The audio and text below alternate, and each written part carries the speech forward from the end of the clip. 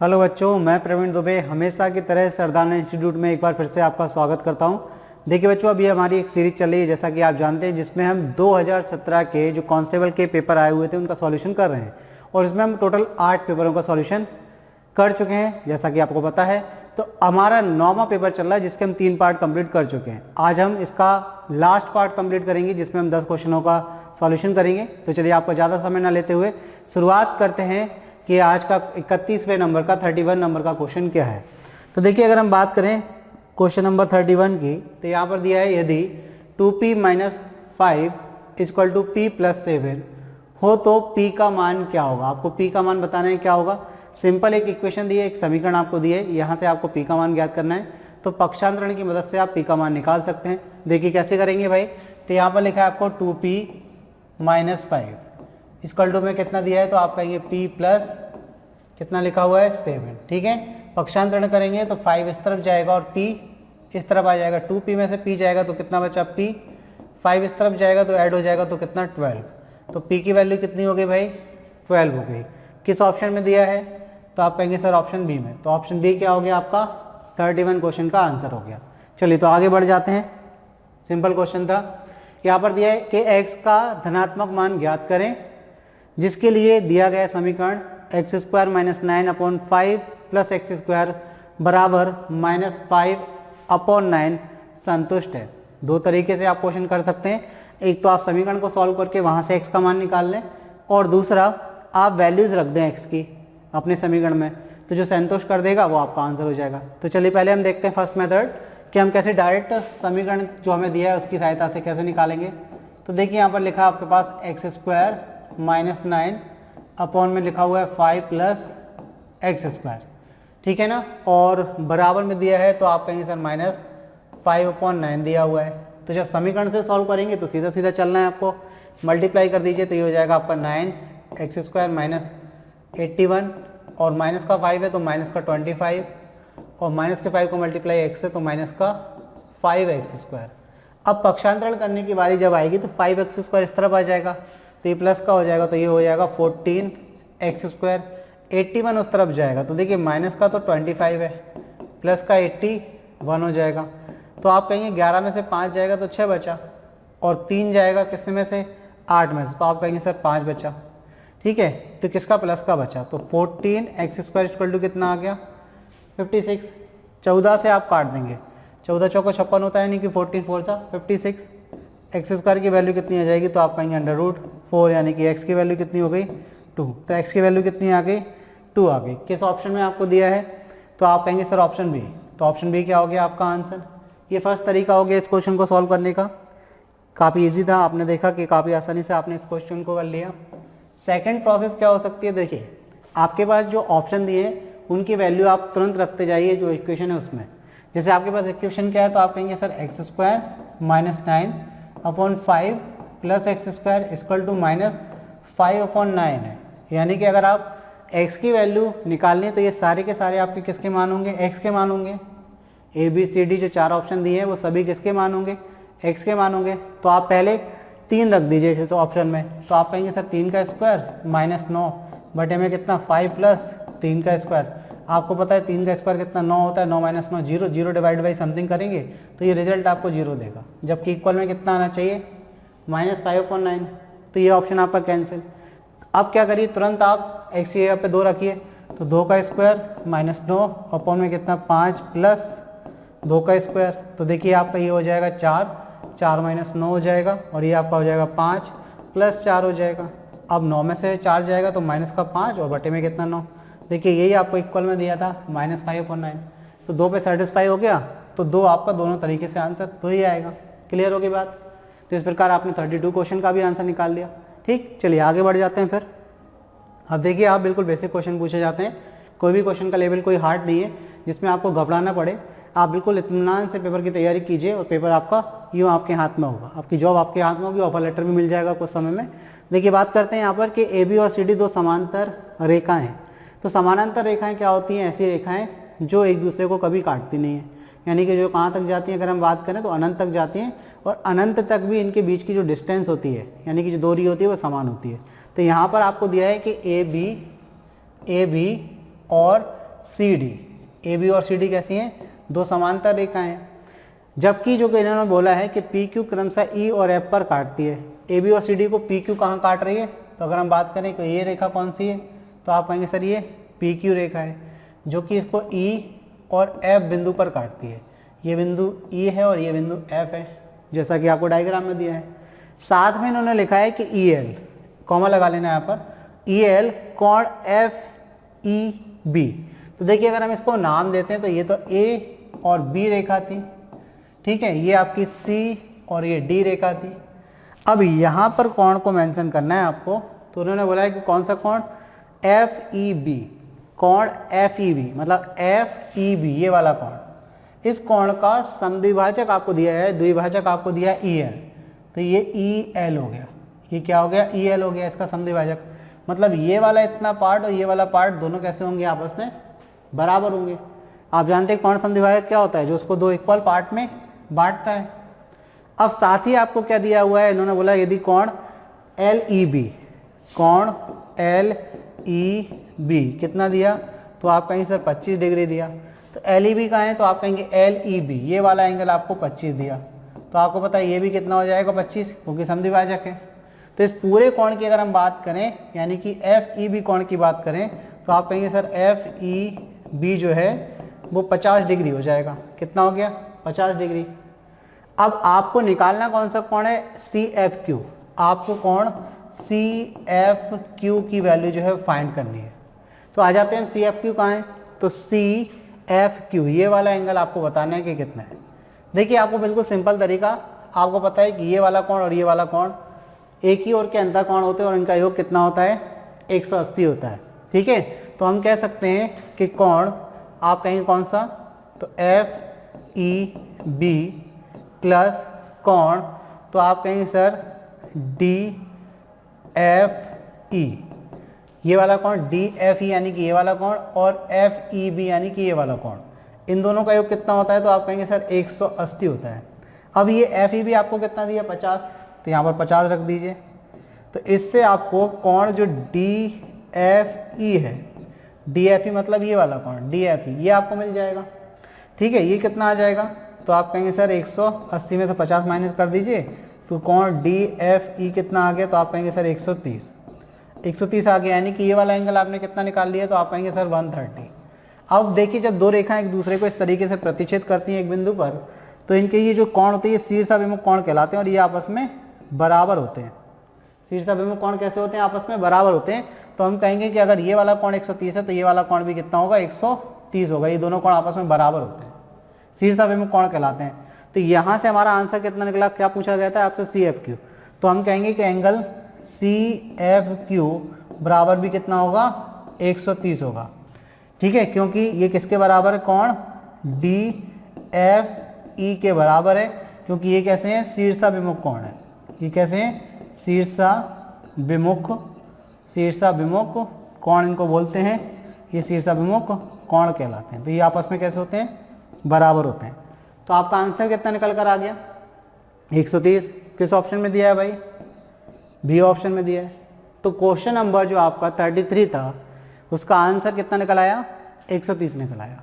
एक तरीका ये आप ऐसे भी कर सकते हैं, देखिए अगर ये 50 है, अगर यहाँ देख लेते हैं थोड़ा सा, ये कितना था? 25 था, ठीक है। तो आपको पता है ये भी 25 होगा, तो ये टोटल कितना आ गया? तो आपने कहा ये 50 हो गया। अभी एकांतर कोण बराबर होते हैं, तो ये वाला भी कितना हो गया? 50। अगर ये 50 है तो ये रेखा पूरा 180 डिग्री का कोण बनाती है, तो अगर ये इतना 50 हो गया तो ये कितना होगा? 130 होगा, ठीक है।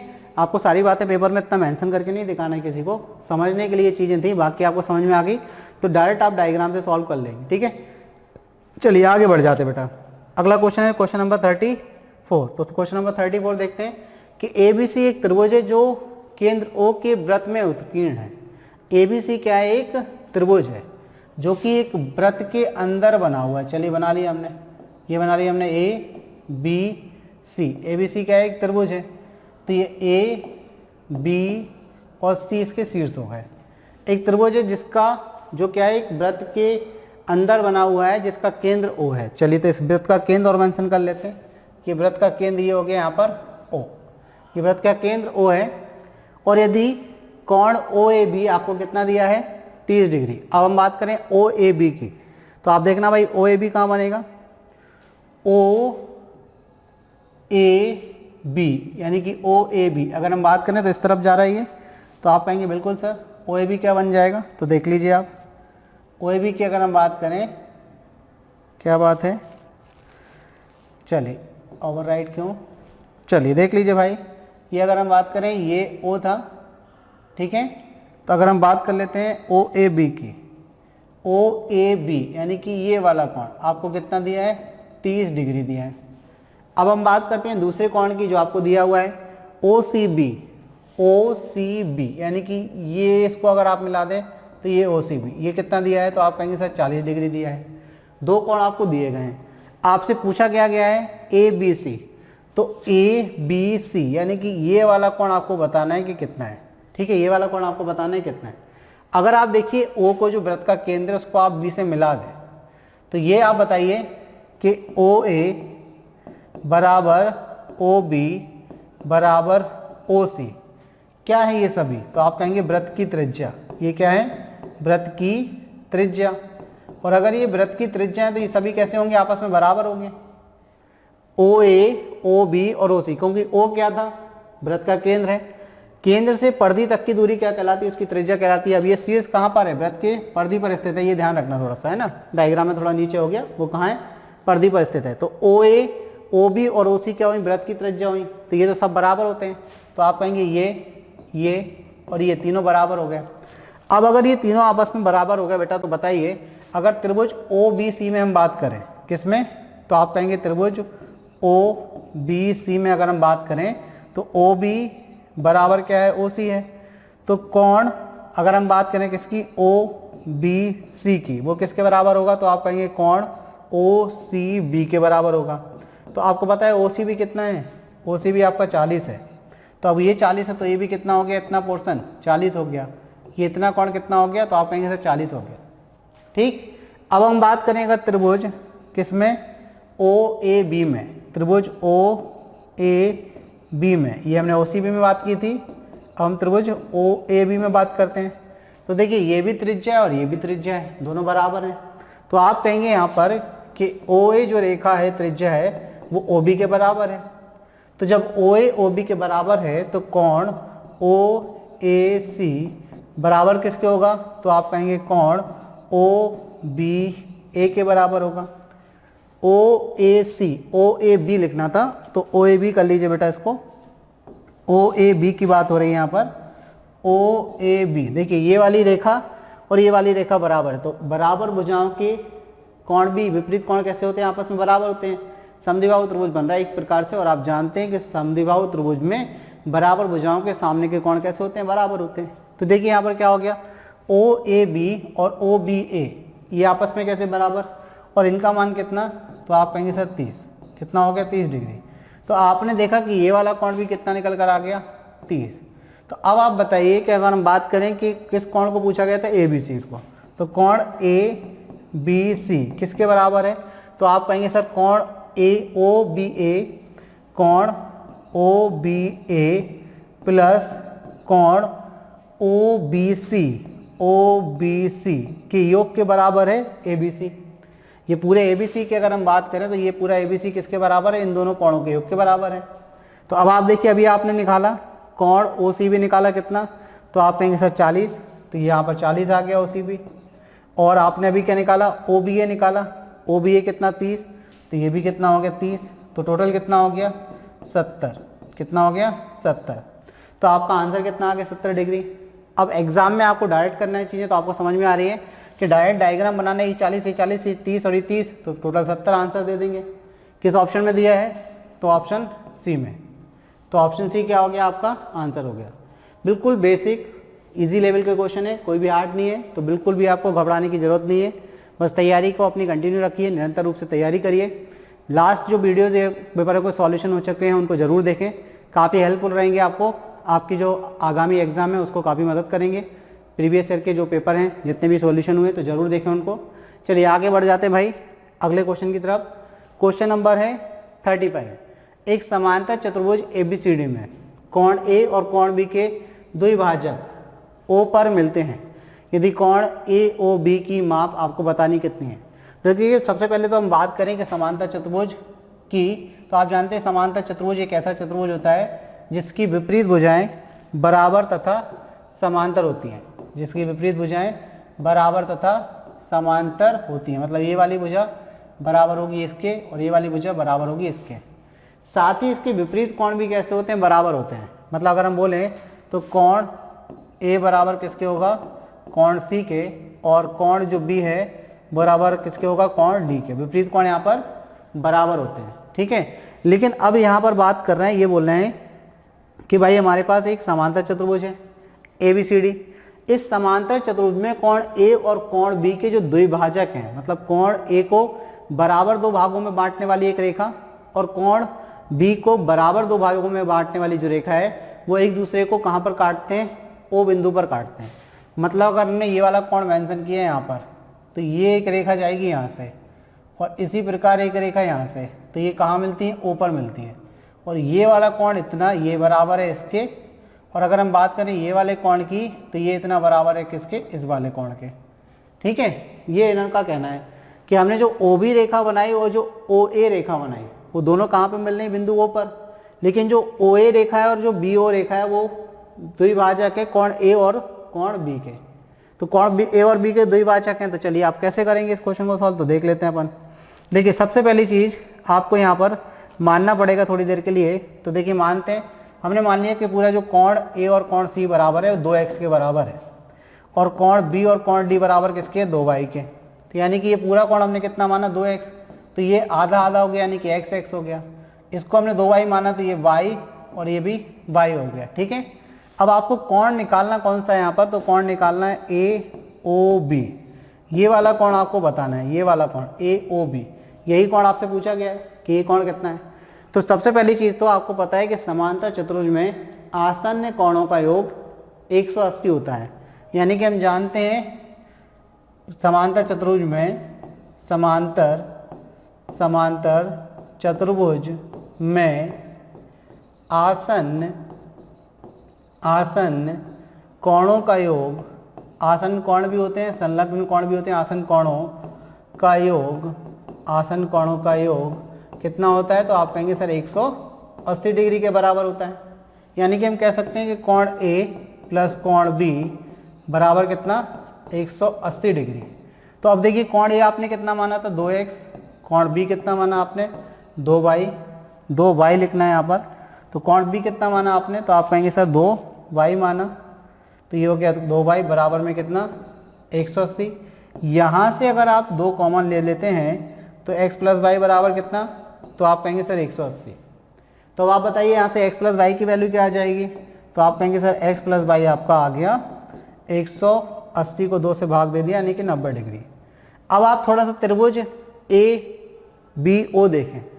त्रिभुज ABO में त्रिभुज के तीनों कोणों का योग कितना होगा, तो आप कहेंगे सर 180 डिग्री होगा।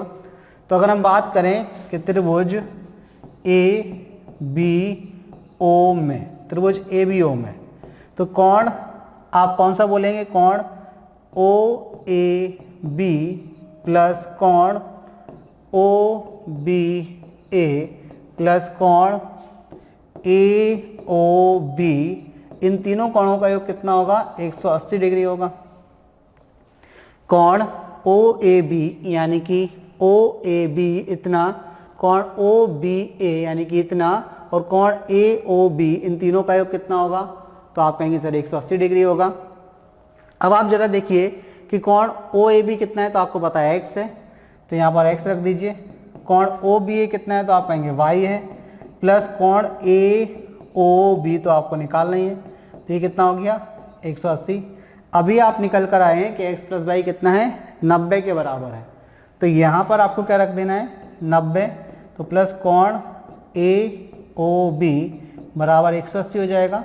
180 में से 90 माइनस हो जाएगा तो कितना आ जाएगा, तो आप कहेंगे कोण AOB बराबर 90 डिग्री हो जाएगा। कितना हो जाएगा, 90 डिग्री। और यही आपका आंसर भी है, यही आपका क्या है, आंसर भी है। क्लियर होगी बात। तो इस तरीके से आप इजीली क्वेश्चन को सॉल्व कर सकते हैं अगर आपको कॉन्सेप्ट क्लियर है।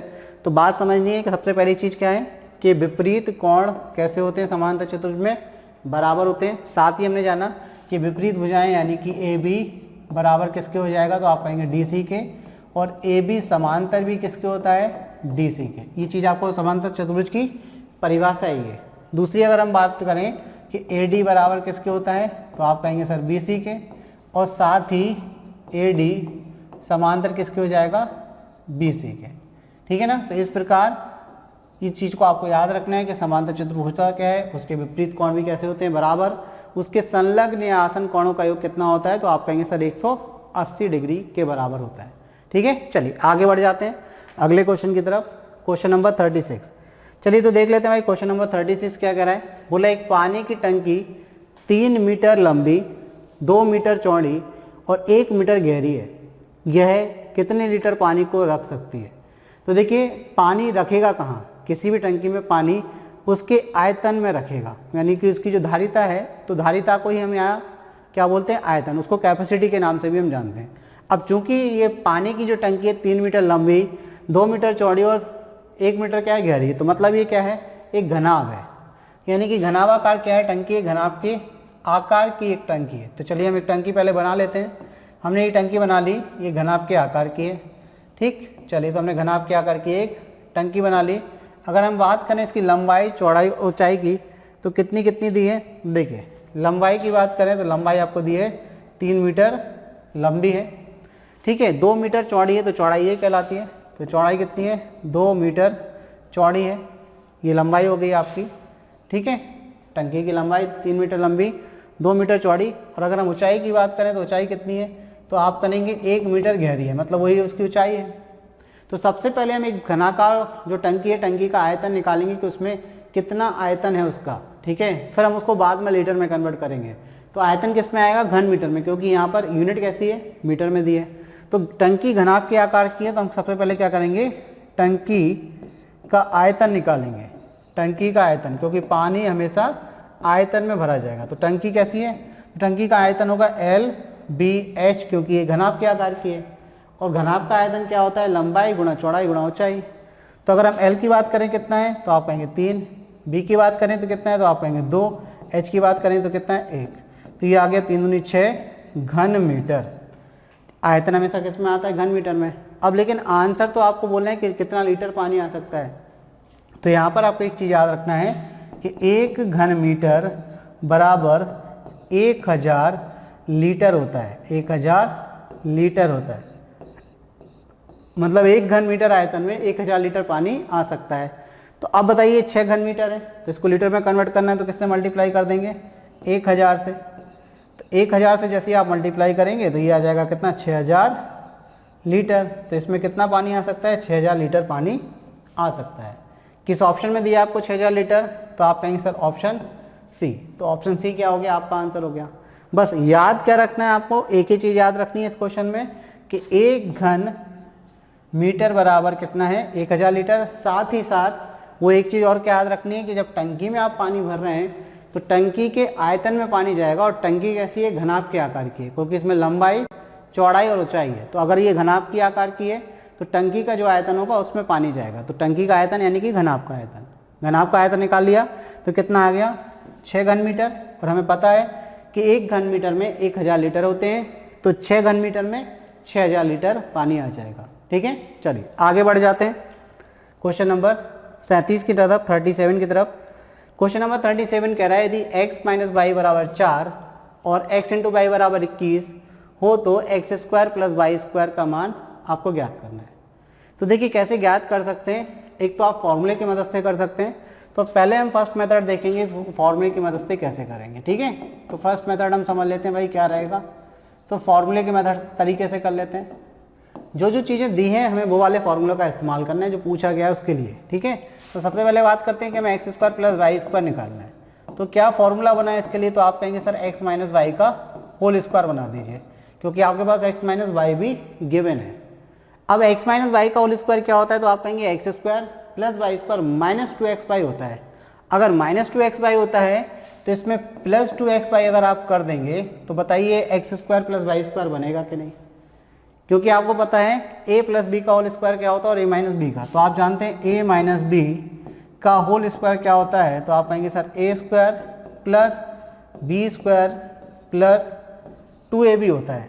यानी कि जैसे ही आप a माइनस बी का होल स्क्वायर खोलेंगे तो ये X square plus Y square minus 2x Y आएगा, लेकिन हमें तो केवल एक्स स्क्वायर वाई स्क्वायर के बराबर करना है इसको, तो इसमें आपको प्लस 2x वाई करना पड़ेगा। जैसे ही आप यहाँ पर क्या माइनस का होता है, यहाँ पर बाई मिस्टेक प्लस लिख दिया, यहाँ पर कंफ्यूज मत होना बेटा, ये माइनस होता है, आप समझदार हो, आप समझ गए होगे कि सर ने गलत लिख दिया है, ठीक है। तो ये माइनस होगा तो आपने इसमें प्लस 2a भी कर देना है, तो ये क्या बचेगा ए स्क्वायर प्लस बी स्क्वायर के इक्वल, ठीक है। अब देखिए हमारे पास दोनों चीज़ें गिवन है, आपके पास क्या क्या गिवन है वो चीज़ और लिख लेते हैं। हमारे पास x माइनस वाई कितना दिया है, तो आप कहेंगे सर 4, और x इंटू वाई ये कितना दिया है, तो आप कहेंगे सर 21। ये वैल्यूज़ अगर हम यहाँ पर रख देंगे तो X square plus Y square का मान आ जाएगा। तो चलिए देर किस बात की, फिर रख देते हैं मान को, x माइनस वाई यानी कि 4 का स्क्वायर प्लस 2 इंटू कितना 21, तो ये आप पाओगे 16, और ये कितना हो जाएगा 42, प्लस करेंगे तो ये आपका 58 आपका आंसर आ गया। 58 क्या आ गया आपका आंसर। तो ये फर्स्ट मेथड हो गया, सीधा सीधा एक फॉर्मूला लगाया और हमने फर्स्ट मेथड से क्वेश्चन को सॉल्व कर लिया। अगर हम सेकंड मेथड की बात करें तो आपको लॉजिक लगाने पड़ेंगे, सोचने पड़ेंगे। आपको क्या दिया है, x माइनस वाई बराबर 4 दिया है, और x इंटू वाई बराबर आपको 21 दिया है, साथ ही आपसे X square plus Y square की वैल्यू पूछी गई है। तो देखिए कैसे सॉल्व होंगे इस टाइप के क्वेश्चन को, तो आपको दो मान ऐसे मानने पड़ेंगे, दो वैल्यूज ऐसी लेनी पड़ेंगी जिस पर ये दोनों इक्वेशन क्या हो जाएं, सेटिस्फाई हो जाए। तो जैसे अगर मान के चलिए x की जगह पे हमने देखा कि 7 ले लें और y की जगह पे कितना ले लें, 3 ले लें, तो आपको पता है 7 में से 3 माइनस करेंगे तो 4 आएगा, और साथ ही अगर आप यहाँ पर x की जगह पे 7 और y की जगह पे 3 लेते हैं तो इनका मल्टीप्लाई करेंगे कितना आएगा 21 आएगा। मतलब दोनों इक्वेशन को x और y के मान सेटिस्फाई कर रहे हैं। तो हमने x का मान यहाँ पर क्या माना, x का मान हमने 7 लिया, y का मान कितना लिया, तो आप कहेंगे सर 3 लिया। अब हमें निकालना क्या है, X square plus Y square. ये सोचने के ऊपर है कि अगर आप इतनी तेजी से एग्जाम में सोच सकते हैं तो आपके लिए इससे अच्छा कारगर कुछ तरीका नहीं होगा, आप बहुत आसानी से आंसर दे देंगे, ठीक है। तो x की वैल्यू यानी कि 7 का स्क्वायर प्लस y की वैल्यू यानी कि 3 का स्क्वायर, ये आपका 49 हो जाएगा, ठीक है। यहाँ पर वैल्यू निकलेगी, प्लस ये 9 हो जाएगा, जोड़ेंगे तो इतना हो जाएगा, यानी कि ऐड करेंगे तो 58। किस ऑप्शन में दिया है 58, तो 58 ऑप्शन बी में आपको दिया है। तो ऑप्शन बी क्या हो जाएगा आपका, इस प्रकार आंसर हो जाएगा। देखिए काफ़ी बेसिक क्वेश्चन पूछे गए हैं, कोई भी क्वेश्चन का लेवल जो है वो हार्ड नहीं है। तो आपको समझ में आ रही है कि किस तरीके से तैयारी हमें को करनी है, ठीक है। बिल्कुल भी घबराने की आपको ज़रूरत नहीं है। चलिए आगे बढ़ जाते हैं। और आप देखिए आज हमने डीपली डिस्कशन करने की इसमें ज़रूरत भी नहीं है कि हम आपको फिर से बताएं समांतर चतुर्भुज क्या होता है, उसकी परिभाषा क्या होती है, उसमें कौन कौन सी प्रॉपर्टीज लगती हैं, उसके फॉर्मूले क्या होते हैं। ये हम जो 8 पेपरों का डिस्कशन कर चुके हैं ना, उनमें हमने सारी चीज़ों को बिल्कुल विस्तार से पढ़ा है। अगर आपने उन वीडियोस को नहीं देखा है तो पहले वीडियो से लेकर 8वें वीडियो तक को जरूर देखें। आपको 101% प्रॉफिट मिलेगा। आपको इतना प्रॉफिट मिलेगा कि आप शायद अगर बिना टॉपिक पढ़े भी अगर चले जाते हैं, आपका रिसेंटली कोई एग्जाम है तो आपको काफ़ी मदद मिल जाएगी। मतलब ये कह सकते हैं कि आप 80% तक क्वेश्चनों को सॉल्व करके आ जाएंगे। 80 क्या बल्कि हम बोलेंगे कि 90% तक, क्योंकि इतना विस्तार से आपने पढ़ लिया, सारे टॉपिक का क्या कर लिया, आपने चीड़ फाड़ कर लिया, बिल्कुल ऑपरेशन करके रख डाले कि अगर समांतर चतुर्भुज आ गया तो उसमें फॉर्मूले क्या बनते हैं, उसकी परिभाषा क्या होती है, क्या क्या किस किस तरीके से उसका क्षेत्रफल निकाल सकते हैं। तो सारी चीज़ों का डिस्कशन हो चुका है। तो देखा आपने पुराने वीडियो नहीं देखे हैं तो जरूर देखें, ठीक है। चलिए आगे बढ़ते हैं क्वेश्चन नंबर 38 की तरफ। क्वेश्चन नंबर 38 आपसे कह रहा है भाई, जब 8x की पावर 4 प्लस 14x की power 3 minus 2x square plus 7x minus 8 को 4x square plus 3x minus 2 से विभाजित किया जाता है तो प्राप्त शेषफल बताएं। देखिए इस टाइप का जब क्वेश्चन आया ना तो आप क्या करिए, भाग देना शुरू कर दीजिए, ठीक है ना। किसको किस समय भाग देना है, तो यहाँ पर लिखा है 8x की पावर 4, फिर आपके पास लिखा है प्लस 14x की पावर 3, फिर प्लस आपके पास लिखा है माइनस, प्लस नहीं माइनस 2x स्क्वायर प्लस, फिर आपके पास लिखा है 7x और माइनस का कितना है फाइनली 8। इसमें आपको किससे भाग देना है, तो भाग आपको देना है, इसको डिवाइड करना है, बोले विभाजित किया जाए तो शेषफल बताइए। तो आपको 4x square plus 3x minus 2 plus 3x minus 2 से इसको डिवाइड करना है। तो डिवाइड करना हम सीख चुके हैं, इतने सारे क्वेश्चनों का हमने सॉल्यूशन किया, वहाँ हम सीख चुके हैं कि भाई आपको 8x की पावर 4 चाहिए। हमारे पास क्या है 4x² है, तो 4 में 2 से मल्टीप्लाई कर दीजिए तो 8 बन जाएगा, और x² से मल्टीप्लाई कर दीजिए तो x की पावर 4 बन जाएगी। यानी कि 2x² से हम क्या कर रहे हैं, इसको मल्टीप्लाई करेंगे, तो 2x² का मल्टीप्लाई 4x² में होगा, तो आप कहेंगे सर 8x की पावर 4 हो गई। अब 2x² का मल्टीप्लाई 3x में होगा, तो 2 3 जा कितना हो जाएगा, तो आप कहेंगे सर 6, प्लस का ये भी प्लस का ये भी प्लस का आएगा, और x की पावर कितनी हो जाएगी, तो आप कहेंगे सर 3। x ये और x² ये, तो x की पावर 3। आगे बढ़ते हैं तो माइनस का 2 और ये प्लस का 2, तो माइनस का 4, ठीक है, और ये x² हो जाएगा। अब क्या करते हैं भाई, तो इसमें माइनस करते हैं, ये माइनस और ये प्लस साइन बदल जाते हैं। आपका 8x की पावर 4 से 8x की पावर 4 कैंसिल हो गया। ठीक, अब आगे बढ़ते हैं तो अगले स्टेप में आपके पास देख लेते हैं रिमाइंडर क्या क्या बच रहे हैं। चलो यहाँ पर लिख लेते हैं, ये माइनस का और ये प्लस का, तो 14 में से 6 जाएगा, यानी कि 14 में से 6 माइनस करेंगे तो 8x की पावर 3 बचेगा। ये प्लस का ये माइनस का, तो प्लस ये 4 है माइनस का 2 है, तो प्लस का 2x² बचेगा, प्लस का 7x लिख दीजिए, माइनस का 8। अब आपको देखिए क्या चाहिए, 8x की पावर 3 चाहिए, 8x की पावर 3 चाहिए, तो 4 को 8 बनाने के लिए 2 से मल्टीप्लाई करेंगे, x² को x की पावर 3 बनाने के लिए x से मल्टीप्लाई करेंगे, और वो भी प्लस का, तो आप कहेंगे 2x से मल्टीप्लाई कर दीजिए। अब आप 2x से मल्टीप्लाई करेंगे तो ये कितना हो जाएगा, तो आप कहेंगे 8x की पावर 3, 2x का मल्टीप्लाई 3x से होगा तो ये आपका हो जाएगा 6x², 2 का मल्टीप्लाई 2 से होगा तो माइनस का 4, प्लस का ये था माइनस का ये 4x। अब फिर से क्या हो जाएंगे भाई, साइन बदल जाएंगे, ये माइनस और ये प्लस। अब ये फिर से साइन बदल जाएंगे, तो अब हम क्या करेंगे भाई, तो आपको पता है ये कैंसिल, माइनस और प्लस, यानी कि प्लस का 8x की पावर 3 और माइनस का 8x की पावर 3 कैंसिल, ये माइनस का और ये प्लस का है, तो माइनस का क्या बचेगा 4x², 6 में से 2 जाएगा। अब नीचे आते हैं तो ये 4 प्लस का और ये प्लस का, तो ये कितना हो जाएगा 11x, माइनस का कितना 8। अब आपको क्या चाहिए, माइनस का 4x² चाहिए। अब यहाँ पर कितना है, प्लस का 4x² है, तो माइनस के 1 से मल्टीप्लाई कर दीजिए। अब माइनस के 1 से आप जैसे मल्टीप्लाई करेंगे तो माइनस का 1 का मल्टीप्लाई माइनस के 4x² से, तो माइनस का 4x², माइनस का 1 का मल्टीप्लाई माइनस के 3 प्लस के 3x से, तो माइनस का 3x, और माइनस के 1 का मल्टीप्लाई प्लस के माइनस के 2 से, तो ये प्लस का 2 हो जाएगा। अब क्या करना है, साइन बदल दें, तो ये प्लस और ये माइनस। तो अब आप थोड़ा सा इसको देखिए कि इसके बाद क्या करना है, तो 4x² से 4x² कैंसिल, ये प्लस का ये भी प्लस का, ये 11 और ये 3 है, तो कितना हो गया, तो आप कहेंगे 14x हो गया। ये माइनस का वो भी माइनस का, तो 8 और माइनस 2 कितना हो जाएगा, माइनस का 10।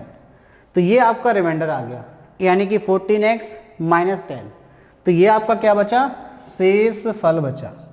ये क्या बचा, शेष फल बचा, और यही शायद आपसे पूछा गया था। आपसे क्या पूछा गया था, तो प्राप्त शेष फल बताएं। तो 14x माइनस 10 किस ऑप्शन में दिख रहा है आपको, तो आप कहेंगे सर ऑप्शन डी में हमको दिख रहा है। तो ऑप्शन डी क्या हो जाएगा भाई, आपका आंसर हो जाएगा। सिंपल है, सिंपल तरीके से करना है आपको, ज़्यादा आपको दिमाग नहीं लगाना है। चलिए आगे बढ़ जाते हैं अगले क्वेश्चन की तरफ। Question number 39। क्वेश्चन नंबर 39 दिया है कि 5 वर्ष पूर्व P और Q की आयु का अनुपात 3:2 था।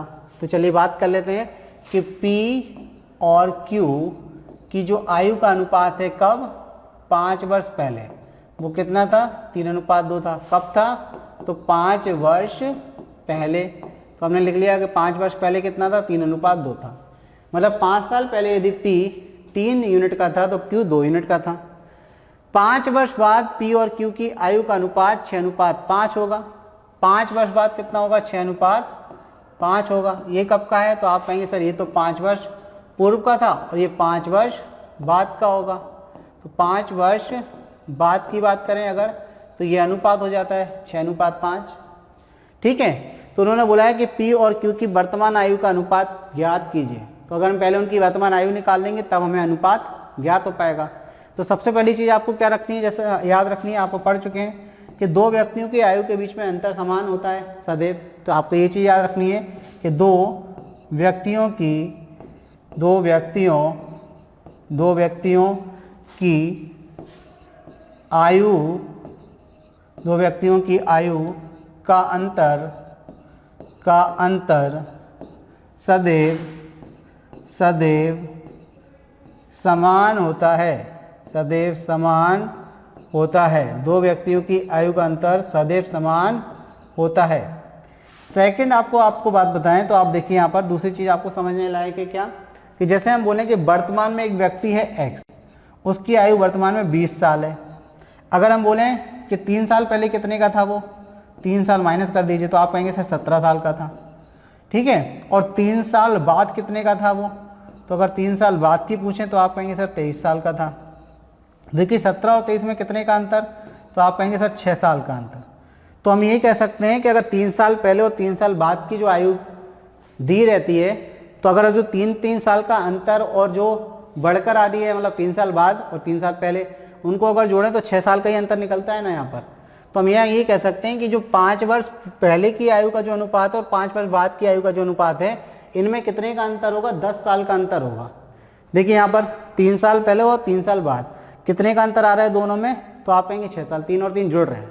तो अगर ये 5 साल पहले की आयु का अनुपात और ये 5 साल बाद की आयु का अनुपात है, तो इनका जो अंतर आएगा वो कितने का आएगा, 10 साल का आएगा। तो सबसे पहले तो आपको ये देखना है कि दोनों की व्यक्तियों की आयु के बीच में जो अंतर होता है वो सदैव समान होता है, जैसा हमने बताया। तो देखिए 3 का पी था और क्यू 2 का था, तो 1 साल का अंतर।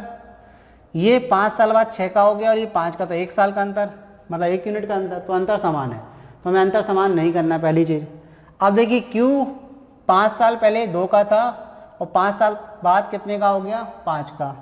क्यू 5 साल पहले 3 का था और 5 साल बाद कितने का हो गया, 6 का। तो इनमें कितने का अंतर, तो आप कहेंगे यहाँ 3 यूनिट का अंतर, यहाँ भी 3 यूनिट का अंतर। तो हम ये कह सकते हैं कि ये 3 यूनिट का जो अंतर है वो 10 साल के बराबर होगा, क्योंकि आपको पता है कि 5 साल पहले और 5 साल बाद का जो अंतर होता है वो 5 और 5 10 के बराबर होता है। तो अब आपसे पूछा क्या गया है भाई, उनकी वर्तमान आयु का अनुपात। तो वर्तमान आयु का पहले आपको अनुपात निकालना पड़ेगा, आयु निकालनी पड़ेगी। तो सबसे पहले हम बात करते हैं, अगर हम 3 साल पहले 5 साल पहले की आयु निकाल लें, तो देखिए 3 यूनिट की वैल्यू तो आ गई, 3 यूनिट किसके बराबर, 10 के। तो पी की वैल्यू तो आ गई, कितना है पी, 10 साल का था, कब, 5 साल पहले। तो वर्तमान में कितने का होगा, तो इसमें 5 साल और जोड़ने पड़ेंगे। तो वर्तमान में पी कितने का है, तो आप कहेंगे 15 साल का। तो वर्तमान में पी की आयु हमने निकाल ली कि वर्तमान में पी कितने का है, तो आप कहेंगे सर 15 साल का। लेकिन अभी 3 यूनिट की वैल्यू आपके पास कितनी है, तो आप कहेंगे 10 साल। तो आपको कितने यूनिट की वैल्यू निकालनी है, 2 साल, 2 यूनिट की। तो 1 यूनिट की वैल्यू कितनी, तो आप कहेंगे सर 10/3। तो 2 यूनिट की वैल्यू कितनी, तो 2 यूनिट किसकी वैल्यू है, तो आप कहेंगे सर ये क्यू की वैल्यू है। तो 2 यूनिट की वैल्यू कितनी आ गई, यानी कि क्यू की वैल्यू कितनी आ गई, तो 20/3। 20/3 साल का था ये कब, तो आप कहेंगे सर ये 5 साल पहले था। तो वर्तमान में लाने के लिए इसमें भी तो आपको 5 साल जोड़ने पड़ेंगे।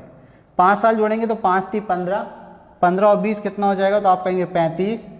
35/3 साल का वर्तमान में है क्यू। तो क्यू की वर्तमान आयु भी कितनी आ गई भाई, तो आप कहेंगे क्यू की वर्तमान आयु आ गई 35/3। पी की वर्तमान आयु कितनी है, तो आप कहेंगे 15/15 साल। कितनी, 15 साल। अब वर्तमान आयु का इनका अनुपात निकालना है, तो वर्तमान आयु को भाई अनुपात निकाल दीजिए। इसमें आप कहेंगे सर कौन सी बड़ी बात है, तो P का अनुपात किससे निकालना है, Q से। P का अनुपात किससे निकालना है भाई, Q से निकालना है। चलिए एक बार इरेज कर लें, थोड़ा सा राइटिंग गड़बड़ा है तो अच्छा नहीं लगता है। P अनुपात Q निकालते हैं, तो P की आयु कितनी, 15 साल, और Q की आयु कितनी, तो आप कहेंगे 35/3। तो 3 बटे के बटे में ऊपर चला जाएगा, तो ये 15 इंटू क्या हो जाएगा 3, और अनुपात में कितना 35। तो आप 5 से काट दीजिए, 5 से 3 बार, 5 से 7 बार, तो ये आपका हो जाएगा 3 × 9, 9:7। तो वर्तमान में P और Q की जो आयु का अनुपात है वो कितना है, 9:7 का है। किस ऑप्शन में दिया है भाई 9:7, तो आप कहेंगे सर ऑप्शन ए में दिया हुआ है। क्लियर है। तो इस तरीके से आप आसानी से जो 39 का नंबर का क्वेश्चन उसका आंसर भी दे सकते हैं। ठीक है, चलिए आगे बढ़ जाते। आगे क्वेश्चन नंबर 40, और क्वेश्चन नंबर 40 पे यहाँ समाप्ति हो जाएगी। हमारा ये लास्ट क्वेश्चन है। अरुण और वरुण की आयु में 16 वर्षों का अंतर है। अरुण और वरुण की आयु में 16 वर्षों का अंतर है। 6 वर्ष पूर्व वरुण की आयु अरुण की आयु की 3 गुनी थी। चलिए तो हम सबसे पहले बात करें कि अरुण और वरुण, अरुण और हम किसकी बात करें, वरुण की। अरुण और वरुण की आयु में अरुण के लिए ए, वरुण के लिए बी। तो अरुण और वरुण की आयु में कितने का अंतर है? तो आप कहेंगे सर 16 वर्ष का अंतर है। ठीक है। इसके बाद 6 वर्ष पूर्व वरुण की आयु अरुण की आयु की 3 गुनी थी।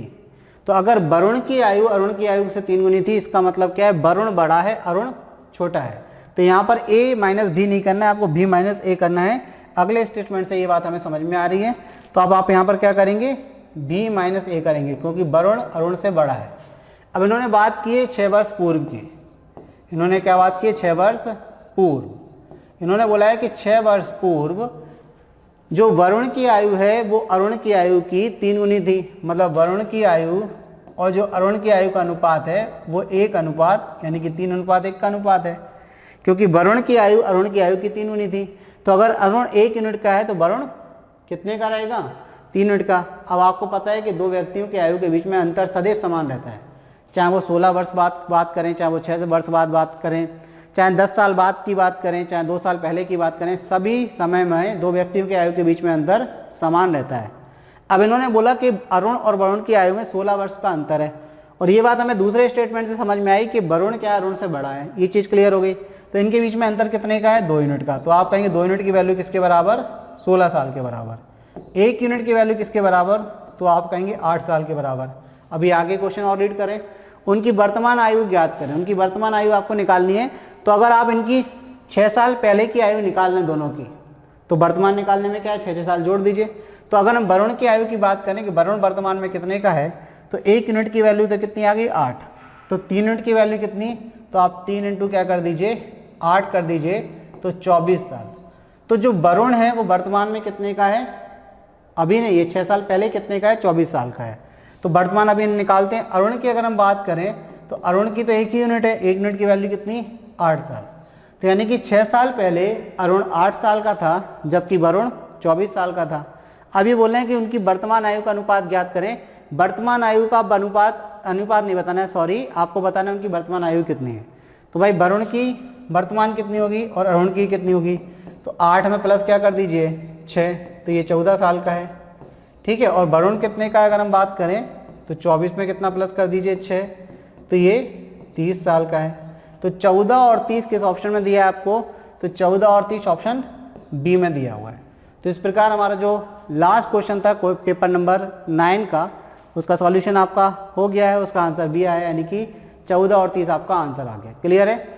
चलिए अब हम थोड़ी सी चर्चा कर लेते हैं अपने ऐप के बारे में, जो कि हमारा ऑफिशियल ऐप है स्टडी अड्डा। तो यदि आपने अभी तक ये ऐप डाउनलोड नहीं किया है तो जल्दी करें, वरना देर ना हो जाए। कहते हैं ना कि देर ना हो जाए, कहीं देर ना हो जाए। ठीक है ना? तो इतनी देर ना करें, क्योंकि आपको अभी क्या है, सारी चीज़ें फ्री ऑफ कॉस्ट अवेलेबल हैं।